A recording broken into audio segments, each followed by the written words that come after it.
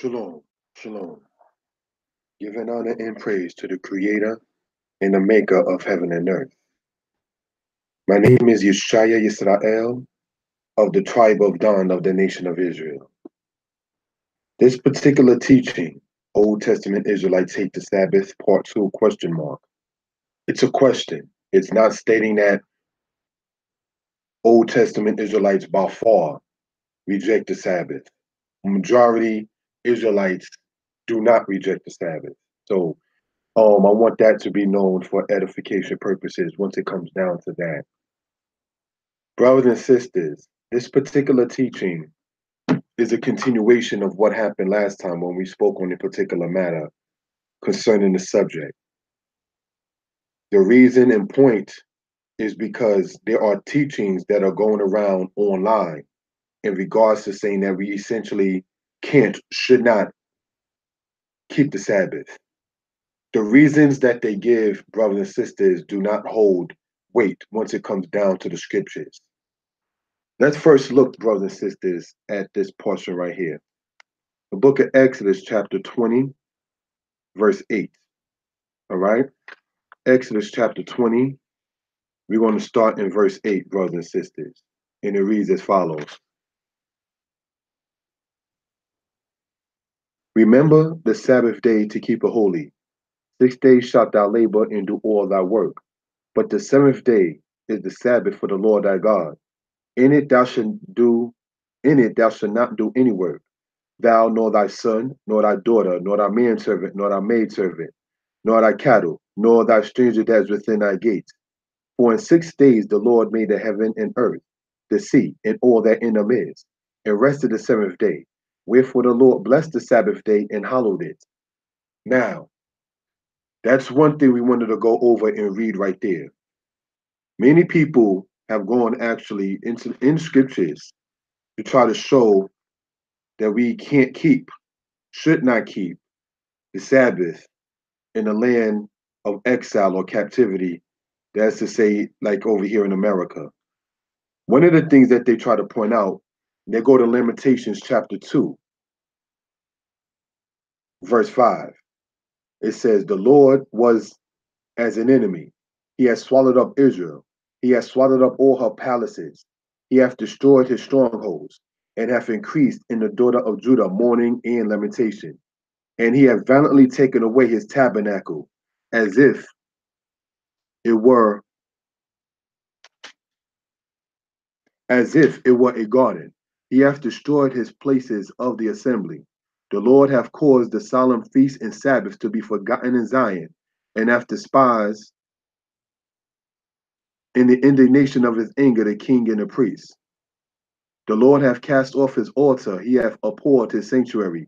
He hath given up into the hand of the enemy the walls of her palaces. They have made a noise in the house of the Lord as in the day of a solemn feast. The Lord hath proposed to destroy the wall of the daughter of Zion. He hath stretched out a line. He hath not withhold his hand from destroying. Therefore he made the rampart and the wall to lament. They languish together. Her gates are sunk into the ground. He hath destroyed and broken her bars. Her king and her princes are among the Gentiles. The Lord is no more. Her prophets also find no vision from the Lord. Now, this right here in Lamentations is used by some to say, see, it says in verse 6 that the Lord hath caused the solemn feast and Sabbath to be forgotten in Zion, and hath despised in the indignation of his anger the king and the priest. Now, the question, brothers and sisters, to point out is this. Where in the law, brothers and sisters, are we told to keep the Sabbath only in Zion? Let's understand that Zion, brothers and sisters, is a name that was applied to Jerusalem. All right? So that's something we want to point out in that particular regard. So if we reading in Lamentations, all right, which is not law, it says the Lamentations of Jeremiah. He was lamenting. He was actually speaking about the conditions that he saw concerning the people. Just as much if we were to speak about the conditions of our people now, there's nothing holiness about us. There's nothing sacred about us. Does that mean that 20, 30, 40 years later, somebody can say, well, you know what? Somebody wrote that our people in the Western Hemisphere, they don't find any holiness or anything sacred. So therefore, let's continue in being unholy and not being sacred. Brothers and sisters, that is a game that is being used in a misunderstanding of scriptures to sit there and say that we can't keep the Sabbath. Lamentations does not promise you anything like the Most High can. The book of Isaiah speaks about those who keep the Sabbath will be able to sit there and be fed with the heritage of Jacob, their father. The reason why Lamentations is written, the reason why Jerusalem was besieged, brothers and sisters, is because Israel wasn't keeping the Sabbath. Let's go there. Let's go to the book of Ezekiel, chapter 22, so we can gain some understanding of what we're talking about. Ezekiel, the 22nd chapter, and let's start in verse 6, brothers and sisters. All right? Behold, the princes of Israel, every one were in thee to their power to shed blood. In thee have they set light by father and mother. In the midst of thee have they dealt by oppression with the stranger. In thee have they vexed the fatherless and widow. Thou hast despised my holy things and have profaned my Sabbaths. So in Ezekiel chapter 22, verse 8, it lets us know, brothers and sisters, that the Sabbaths were already being profaned in the land of Israel. And once again, if we're going to try to cite Lamentations chapter 2, verse 6, to say that the solemn feasts and the Sabbaths were made to be forgotten in Zion, where in the Torah, where in the laws of the Most High are we told, brothers and sisters, that we are only supposed to keep the Sabbath in Zion? All right, let's go to Leviticus chapter 23, if we will. Leviticus chapter 23, we're going to start in verse 1. All right, and it says this. And the Lord spoke unto Moses, saying, Speak unto the children of Israel, and say unto them, concerning the feast of the Most High, which you shall proclaim to be holy convocations, even these are my feasts. 6 days shall work be done, but the seventh day is a Sabbath of rest, a holy convocation. You shall do no work therein. It is a Sabbath of the Lord in all your dwellings. So the book of brothers and sisters, Leviticus chapter 23, verse 3 says the Sabbath is in all our dwellings. So if you're trying to cite Lamentations chapter 2, verse 6, which says, in part, the Lord hath caused the solemn feast and Sabbaths to be forgotten in Zion, brothers and sisters, Zion is not in all our dwellings. Zion is a particular dwelling. So this is something we want to point out. Nowhere in the Torah, that is to say, from when the Sabbath was commanded to be kept in Exodus, Leviticus, Numbers, or Deuteronomy, are we told that the Sabbath is only to be kept in a particular place, that the Sabbath is only to be kept in Zion. It does not state that. So therefore, Lamentations, no offense to the book of Lamentations, we must remember is speaking of a situation, is not law, statutes, commandments, and judgments. So this is something we want to point out in that particular regard. All right, let's go, if we will, brothers and sisters, to the book of Deuteronomy, chapter 16. We're going to go to Deuteronomy 16, verse 9, for edification purposes. All right? And it reads as follows. Deuteronomy chapter 16, verse 9.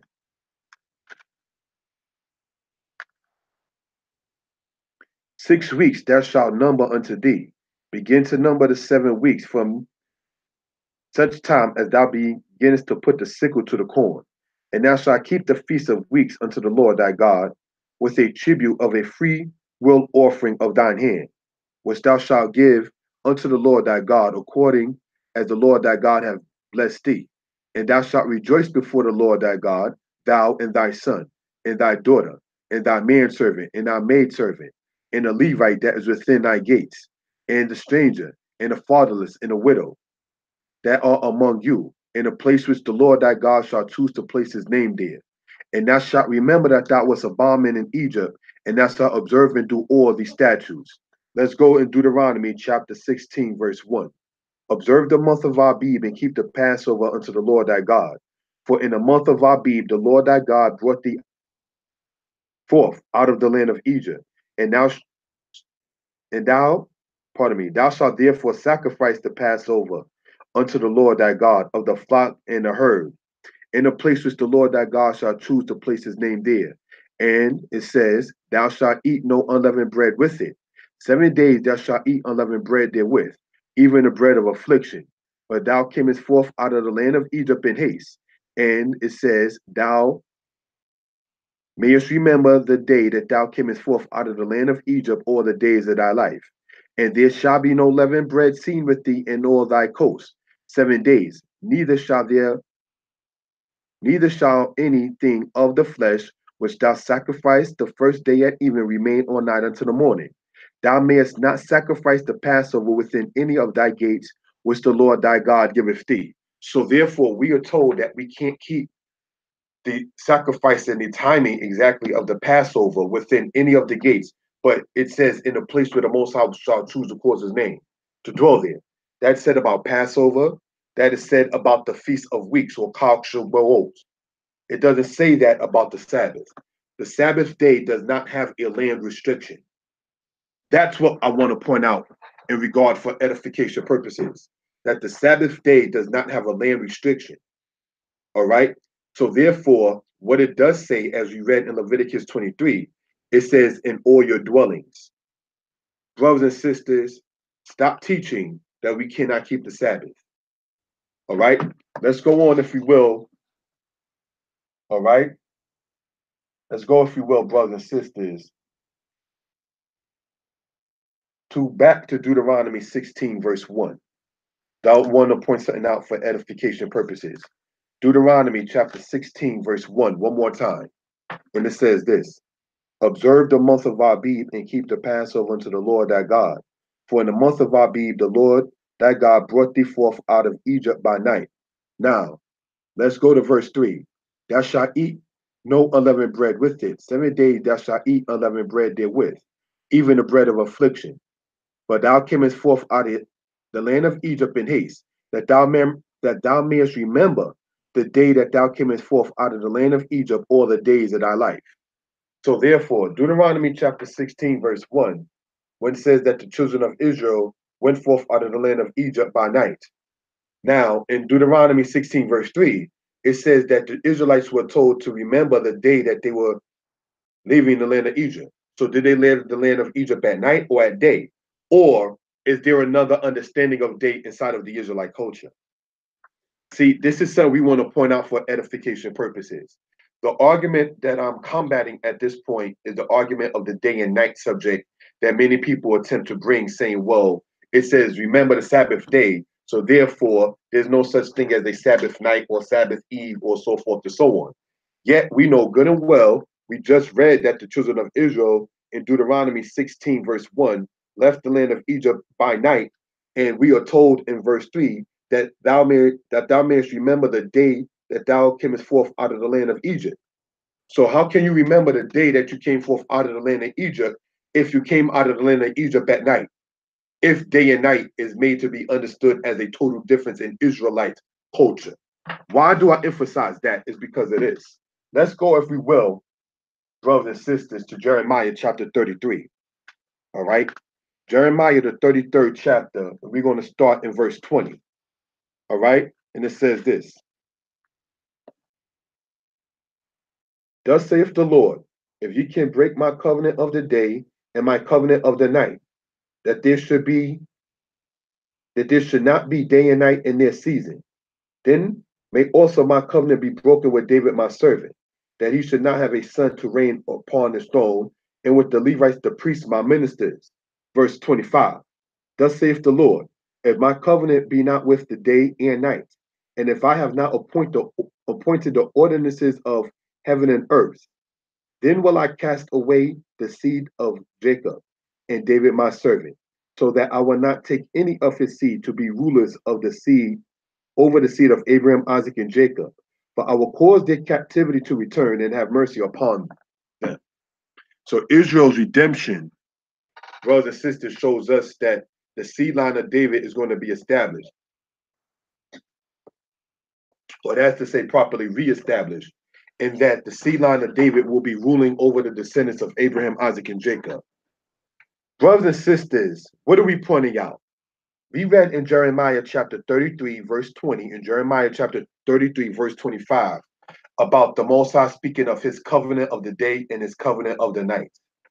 The reason why I emphasize that is because one of the teachings concerning us not keeping Sabbath is saying that, well, you know, it's the Sabbath day and it's his covenant that he has over the day. So we can't sit there and mix the covenant of the day and the covenant of the night. But yet, what you're mixing, brothers and sisters, who teach such an ideology, is the fact that his covenant of the day and his covenant of the night is just what that is. His covenant of the day and his covenant of the night. It does not involve, brothers and sisters, what we do. That's his covenant that he has arranged between the day and the night. It doesn't involve how we move, brothers and sisters, in day or night. It says right there in the book of Jeremiah, it says what? The ordinances of heaven and earth, which has absolutely nothing in our control. Our control is what we do upon the Sabbath day.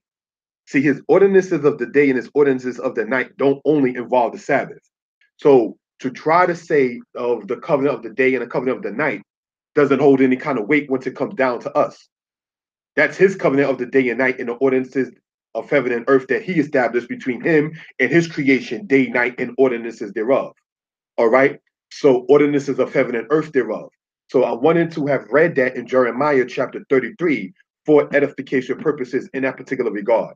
This is what we are told to do. Let's go, if you will, to Exodus chapter 31, verse 12, as we read in part one of this presentation. All right. Exodus chapter 31, verse 12. And it says, and the Lord spoke unto Moses, saying, Speak thou also unto the children of Israel, saying, Verily my Sabbath ye shall keep, for it is a sign between me and you throughout your generations, that ye may know that I am the Lord that doth sanctify you. Ye shall keep the Sabbath therefore, for it is holy unto you. Everyone that defileth it shall surely be put to death.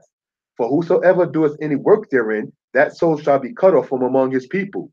6 days may work be done. But in the seventh is the Sabbath of rest, holy to the Lord. Whosoever doeth any work in the Sabbath day shall surely be put to death.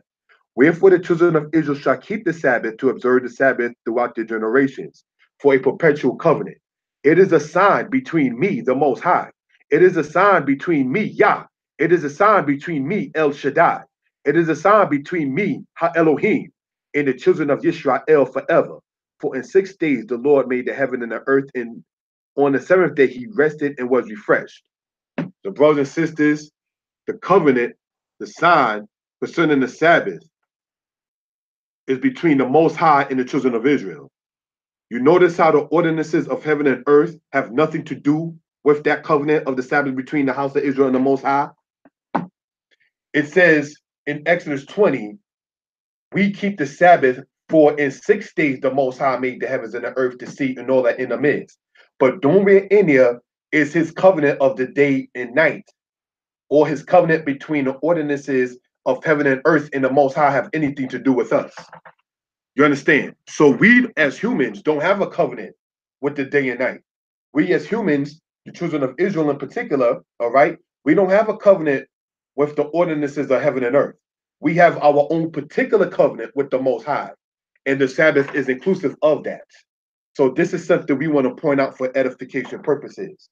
Now, there's another teaching in the ideology going around concerning the Sabbath, that as we read here in Exodus chapter 31, it says, oh, the covenant, and can a covenant be kept outside of the borders of our original homeland, the land of Israel? Let's go, if we will, brothers and sisters, to the book of Genesis. All right? We are in the book of Genesis chapter 17. All right? Genesis chapter 17. And we're going to start in verse 9. And God said unto Abraham, Thou shalt keep my covenant, therefore, thou and thy seed after thee in their generations. This is my covenant which ye shall keep between me and you, and thy seed after thee. Every man child among you shall be circumcised, and ye shall circumcise the flesh of your foreskin, and it shall be a token of the covenant betwixt me and you. And he that is 8 days old shall be circumcised among you. Every man child in your generations, he that is born in your house or bought with money of any stranger, which is not of thy seed, he that is born in thy house, and he that is bought with thy money, must needs be circumcised. And my covenant shall be in your flesh for an everlasting covenant. And the uncircumcised man child, whose flesh of his foreskin is not circumcised, that soul shall be cut off from among his people. He hath broken my covenant. So we can keep a covenant, brothers and sisters, outside of our original homeland, the land of Israel, such as being circumcised.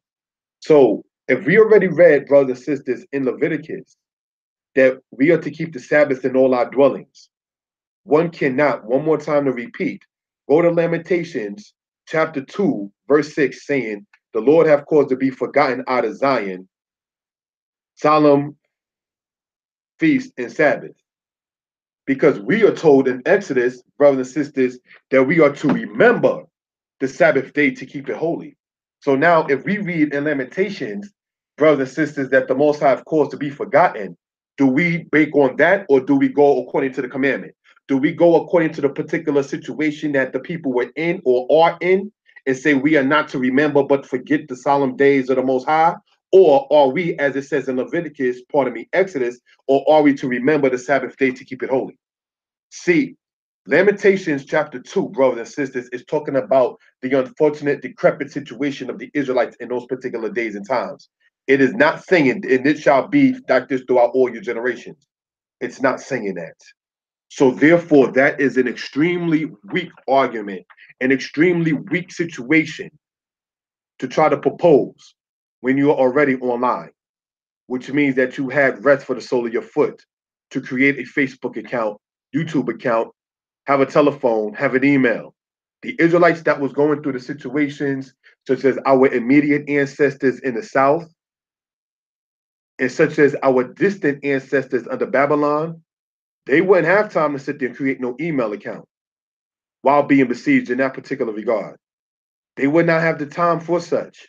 So you can't look at the situation as an unfortunate situation, which it was, such as our people, let's say, in the Underground Railroad under Harriet Tubman, or our distant ancestors regarding the aspect of slavery in ancient Babylon, saying, well, the Sabbath was made to be forgotten, because we're not in those same kind of situations today. Why? Because we can sit there and use a letter from any or many camps to sit there and say that we are Sabbath observers. There was no letters being given out for our people keeping the Sabbath, brothers and sisters, in the time of Babylon or in the time of Harriet Tubman.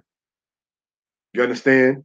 So if you already, as stated, have a Facebook account or YouTube account, by default, you must have a telephone and an email. So if you're able to have a telephone and an email, you cannot use at that point, as some try to use, the book of Deuteronomy chapter 28, verse 64.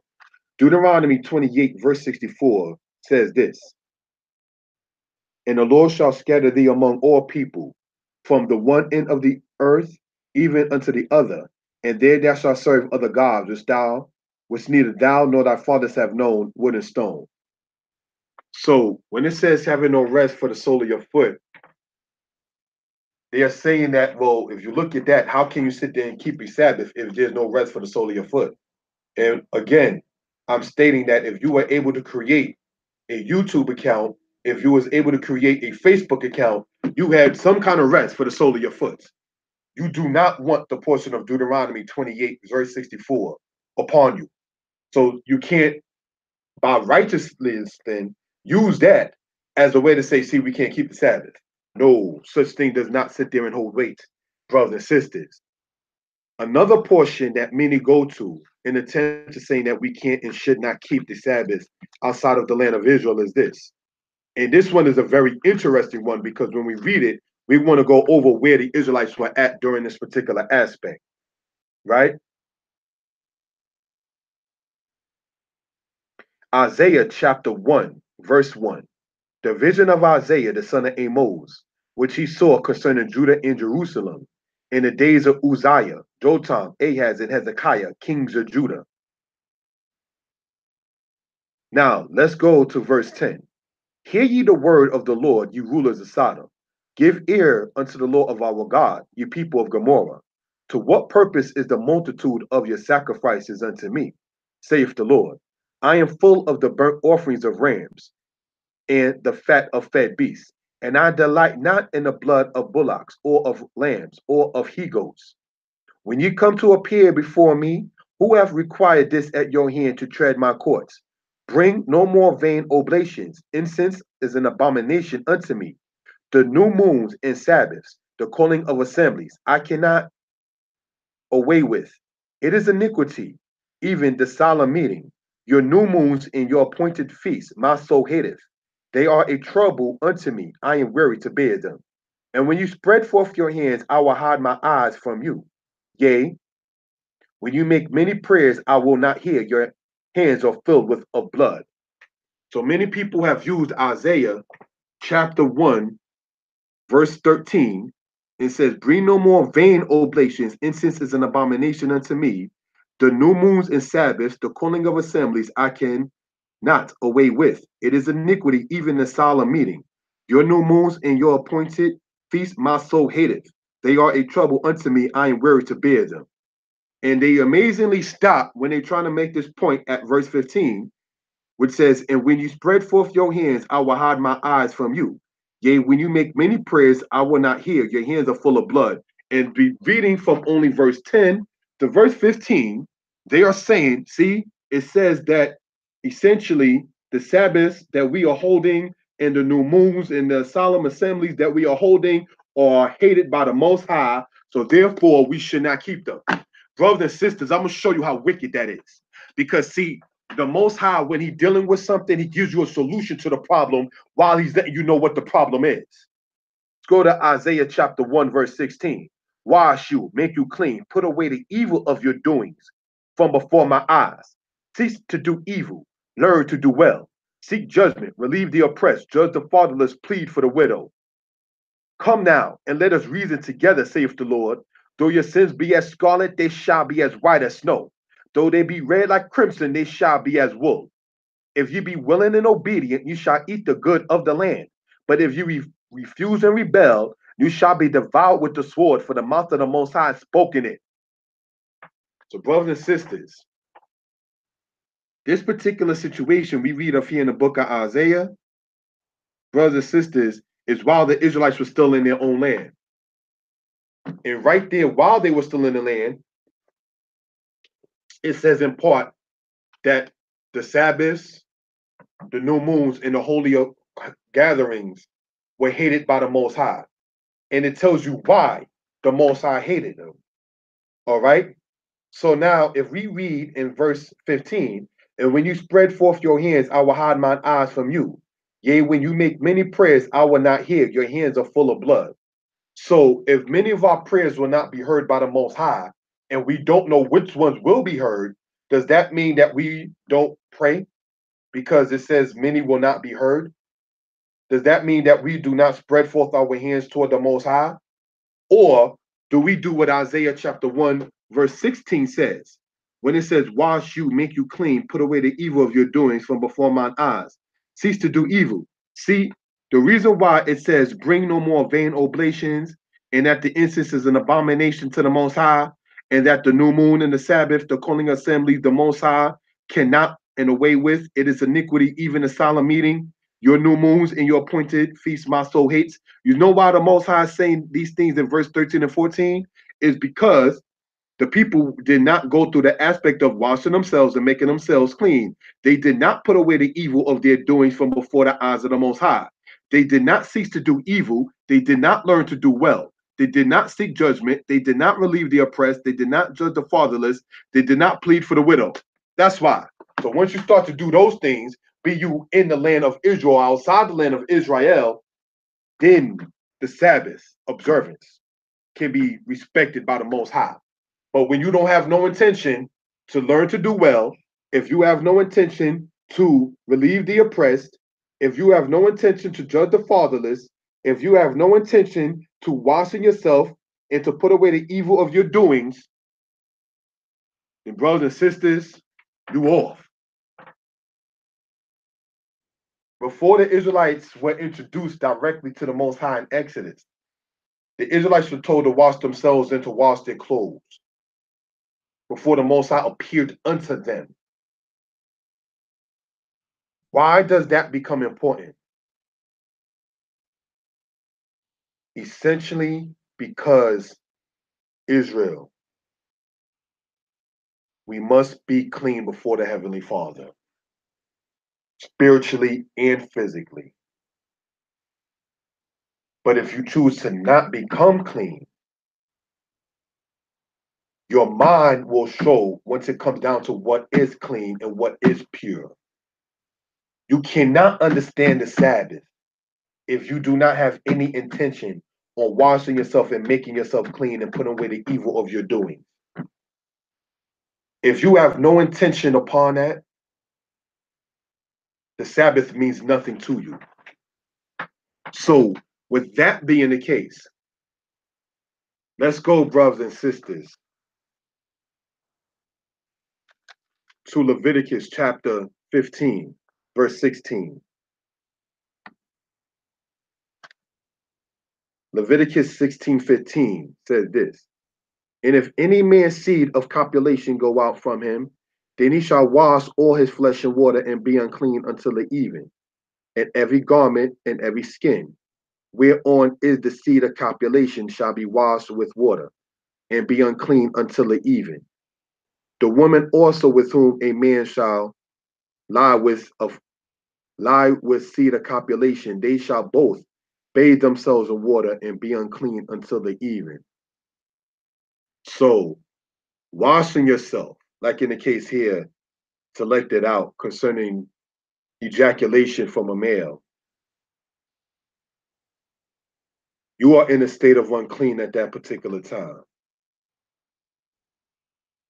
This is why we don't promote doing sex stuff on the Shabbat, because it makes yourself unclean. All right. So this is something we want to point out for edification purposes concerning that particular matter.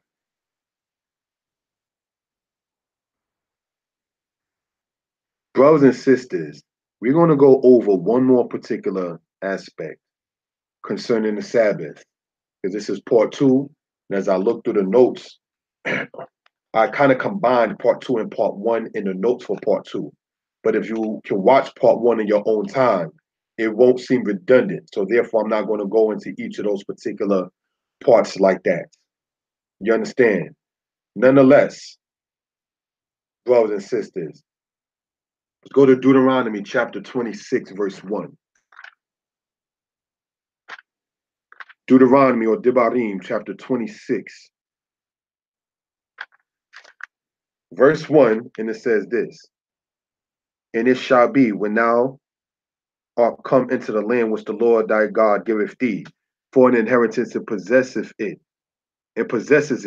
and dwelleth therein, that thou shalt take of the first of all the fruit of the earth, which thou shalt bring of thy land, that the Lord thy God giveth thee, and shall put it in a basket, and shall go unto the place which the Lord thy God shall choose to place his name there. Let's go from there, brothers and sisters, to 1 Kings chapter 11, verse 36. 1 Kings 11, verse 36, for edification purposes.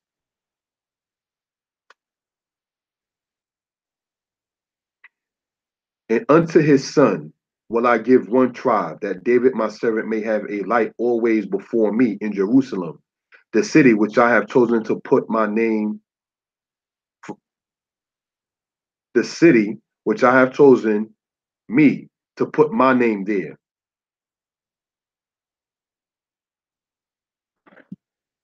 In the book of 1 Kings chapter 11, verse 36, it distinctly says, brothers and sisters, that Jerusalem, the place where the Most High chose to put his name there. Now, let's understand that particular point in closing this out. If we never read, brothers and sisters, that the Sabbath was only to be kept inside the place where the Most High chose to cause his name to dwell there. You read that as stated earlier about Passover. You read that earlier stated about the Feast of Weeks or Chag Shavuot. You never read that, brothers and sisters, about the Sabbath. So if we see in Leviticus 23 that it says in the place where he caused his name to dwell there forever. Pardon me. If we read in Leviticus 23 that we are to keep the Sabbath in all our dwellings, you cannot, brothers and sisters, go to Lamentations chapter 2, which speaks of the political, economic, social status of the Israelites at that particular time, and use that as a way to say, see, it's forgotten out of Zion. Because the Sabbath was never told to the Israelites to only be kept in Zion. You understand? So that's something we want to point out for that particular regard. We are told, however, that we are to remember the Sabbath day to keep it holy. So in remembering the Sabbath day to keep it holy, there is no room to sit there and try to present a reason to forget it. Unless, no disrespect intended, as many men attempt to sit there and state, once it comes down, brothers and sisters,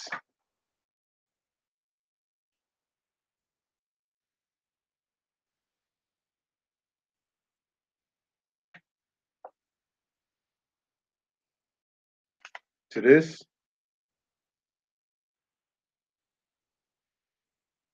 once it comes down to a lot of this, even more of this,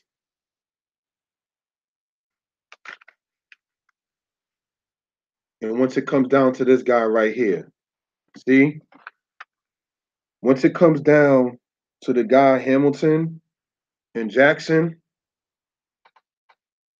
people will promote for that job and that overtime. And to spend this on a female on the Sabbath, they'll promote not keeping the Sabbath day holy. Shalom.